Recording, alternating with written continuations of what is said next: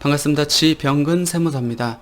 백문백답으로 풀어보는 주택세금, 오늘은 양도소득세 중에서 1세대 1주택 비과세 보유기간 계산과 관련된 내용 같이 한번 공부해 보도록 하겠습니다. 관련된 이제 법부터 한번 볼까요? 소득세법 시행 154조에서 규정하고 있는데 2주택 이상, 가로는 일단 빼볼게요. 2주택 이상을 보유한 1세대가 1주택 외 주택을 모두 양도한 경우에는 보유기간을 계산할 때 양도 후 1주택을 보유하게 된 날로부터 계산한다라는 겁니다. 우리가 1세대 1주택 비과세를 적용받기 위해서는 1세대가 하나의 주택을 2년 이상 보유하고 양도를 해야만 비과세를 적용받을 수 있죠.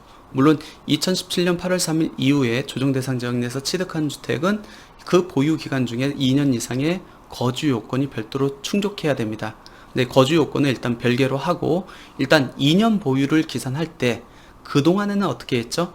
취득일로부터 그 주택 양도하는 주택의 취득일로부터 양도일까지 계산을 했기 때문에 큰 문제가 없었죠. 하지만 2021년 1월 1일부터는 그렇게 계산하지 않고 직전주택 양도일, 즉 하나의 주택이 있는 날로부터 일정 케이스 같은 경우에는 계산한다라고 보시면 될 것 같습니다. 이 비과세 보유기간 계산은 크게 이제 세 가지로 구분해 볼 수가 있는데, 첫 번째는 양도하고 남은 주택이 최종 하나 이제 남았을 거 아닙니까? 그럴 경우에는 1주택이 된 날, 즉 종전주택 양도일로부터 보유기간을 계산한다는 거고, 두 번째는 양도하고 남은 주택이 한 채 남은 게 아니고 두 채가 남았는데 이 두 채 중에서 일시적 2주택 요건이 형성된다라고 했을 때는 해당 주택의 취득일부터 보유기간을 계산한다는 겁니다.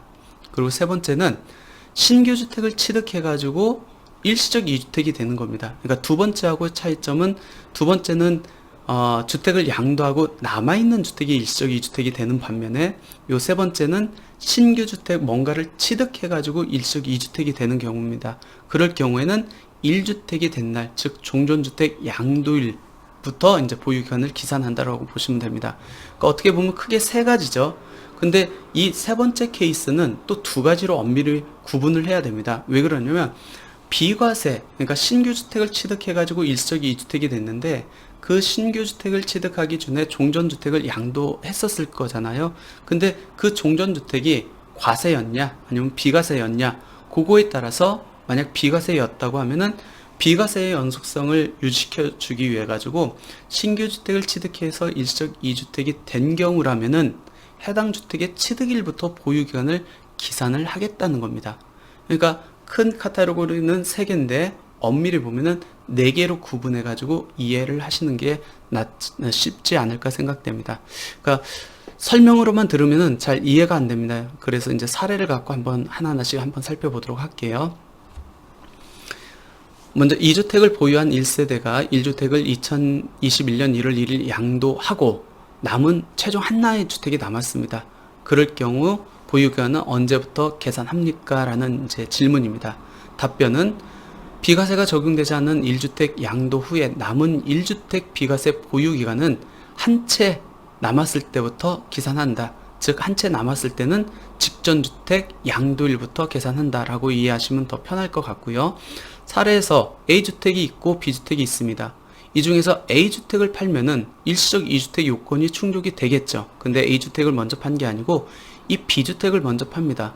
그러면 2주택 상태에서 B주택을 팔기 때문에, 그러니까 나중에 취득한 주택을 팔기 때문에 일시적 2주택 요건은 충족될 여지가 없고 얘는 이제 과세가 되겠죠. 그러면 과세가 된 B주택은 없다고 보고 A주택 혼자 남았습니다.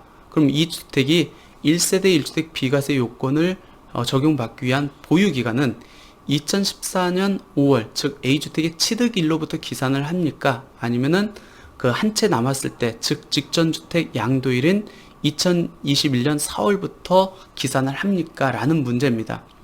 근데 문제에서 최종 한 주택이 남아 있었을 때는 언제부터?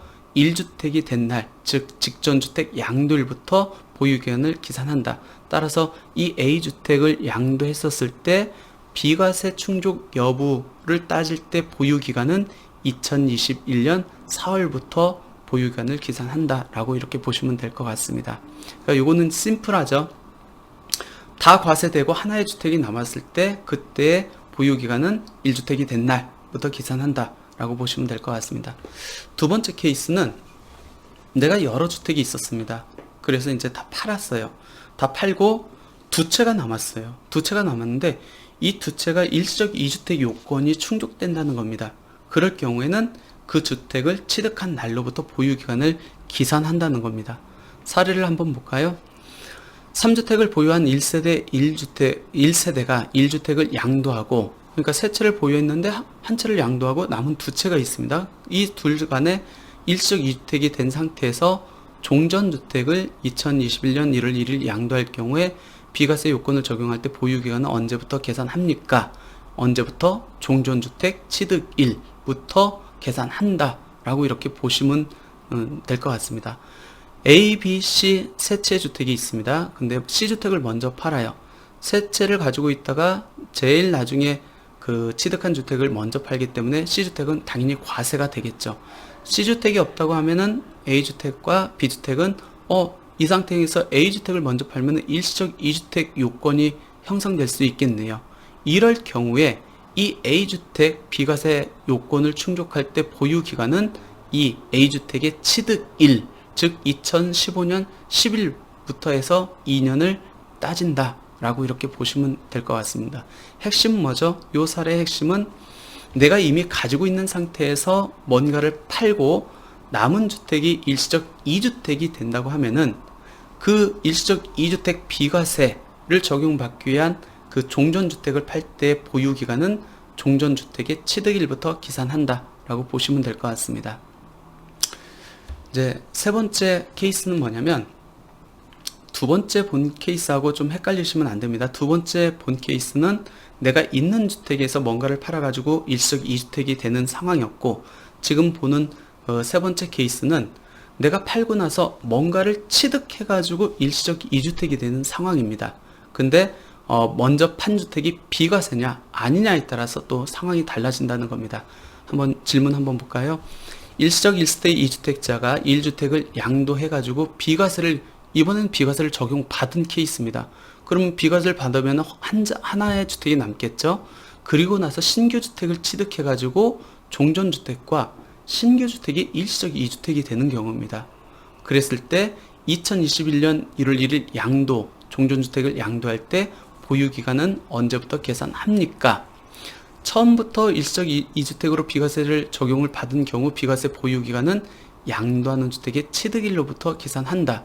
신규 주택을 취득해가지고 일시적 2주택이 됨에도 불구하고 전에 종전주택이 비과세를 받았다고 하면은 이 비과세의 연속성을 유지시켜 주기 위해 가지고 내가 일시적 2주택 지금 파는 종전주택은 당초 주택의 취득일로부터 보유기간을 계산한다라고 이해하시면 될 것 같습니다.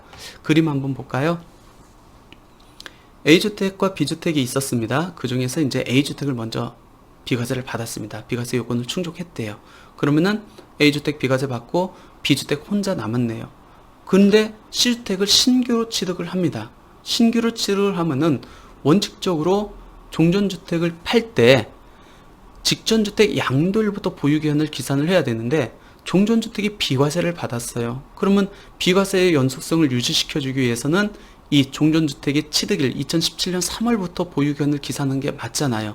그렇기 때문에 C주택을 취득하고 나서 B주택을 팔고 비과세를 받고 이 비과세 받았을 때 그 보유기간 기산은 이 B주택의 취득일로 보겠죠.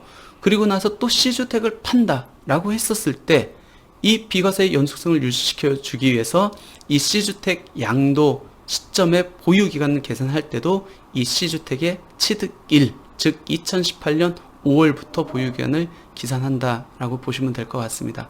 근데 동일한 사례인데 이번에는 그 직전 주택이 과세가 된 사례입니다. 그러니까 세 번째 케이스하고 네 번째 케이스의 차이점은 똑같이 신규 주택을 취득해서 일시적 2주택이 되는 건 동일한데 세 번째 케이스는 그 전에 팔았던 주택이 비과세였고 이번 거는 과세가 된다는 겁니다.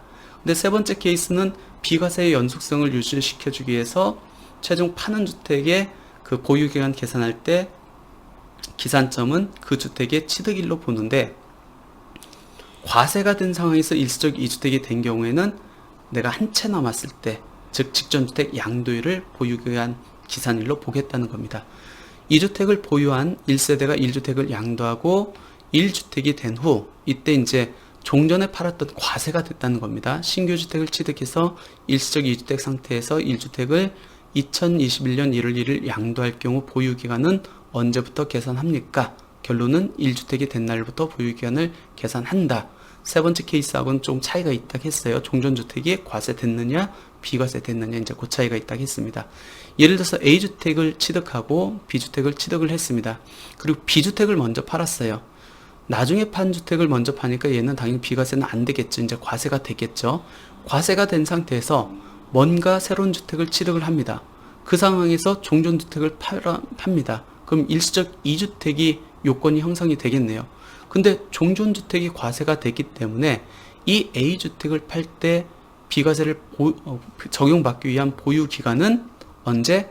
직전주택 양도일, 이 B주택 양도일은 2019년 8월부터 보유기간을 기산한다 라고 이렇게 보시면 될 것 같습니다. 조금씩 차이점이 있다 라고 이렇게 보시면 될 것 같고요. 이번에는 이제 그동안엔 주택과 관련돼서 이제 봤는데 입주권을 취득하게 되면 어떻게 됩니까? 결론적으로 말하면 입주권도 주택으로 봐가지고 동일한 룰이 적용된다라고 보시면 될 것 같습니다. 1주택과 1입주권을 보유한 1세대가 1입주권을 과세 받은 후 최종 1주택을 2021년 1월 1일 이후 양도하는 경우 보유기간은 언제부터 계산합니까? 라는 겁니다. 최종 1주택 케이스 1하고 거의 똑같죠. 단지 종전에 팔았던 게 입주권이냐 아니면 주택이냐 이제 그 차이가 있다고 보시면 될 것 같습니다. A주택을 취득하고 A주택의 관리처분계획 인가로 들어갔습니다. 입주권이 되겠죠. 그리고 나서 B주택을 취득을 합니다. 그리고 B주택을 취득한 상태에서 A 입주권을 양도를 합니다. 그러면 이 입주권을 과세가 됐다고 하면은 나머지 이제 B주택 혼자 남겠죠. 그럼 이 B주택은 요건을 충족하면 비과세가 적용되겠네요. 그 요건을 충족 중에서 요건 중에 하나가 이제 2년 보유를 해야 되는데 그때 보유 기간은 이 입주권 양도한 날, 즉 2022년 2월 달부터 해가지고 보유 기간을 기산한다라고 이렇게 보시면 될 것 같습니다. 그러니까 전반적으로 케이스가 총 4가지 케이스가 나오는데 약간씩 차이가 있다. 첫 번째 거는 양도하고 남은 주택이 최종 1주택이 된 경우, 두 번째는 양도하고 남은 주택이 일시적 2주택이 된 경우, 세 번째는 종전주택이 비과세된 상태에서 신규 주택을 취득해가지고 일시적 2주택이 된 경우, 네 번째는 종전주택이 과세되고 새로 뭔가를 신규 주택을 취득해가지고 일시적 2주택이 된 경우 각각의 보유기간 계산이 조금씩 차이가 있다라고 보시면 될 것 같고, 비과세를 적용받는 요건이기 때문에 요건을 잘못 판단하면은 내가 비과세인 줄 알았지만 과세가 될 수 있고, 과세가 된 줄 알았지만 또 비과세가 될 수도 있습니다. 특히 비과세가 되느냐 안 되느냐는 세액에 미치는 영향이 굉장히 크기 때문에 정확하게 알고 보유기간에 대한 요건이 맞는지 여부를 판단하셔야 되지 않을까 생각됩니다. 예, 오늘 강의는 여기서 마치겠습니다. 감사합니다.